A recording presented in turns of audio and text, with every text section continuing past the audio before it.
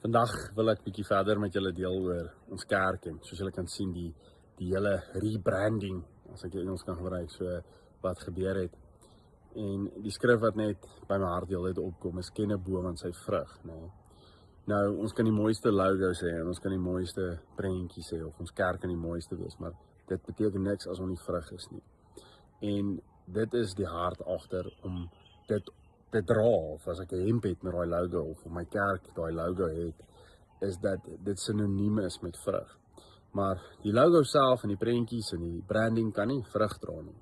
Dit is ons wat deel is, wat onder daai logo staan, wat die vrug moet dra. En die vrug is nie menslike vrug nie, dis vrug van die Gees.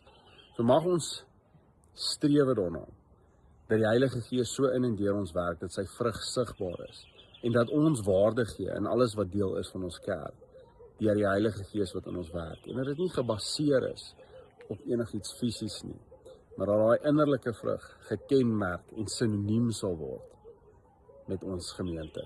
Die Here seën u.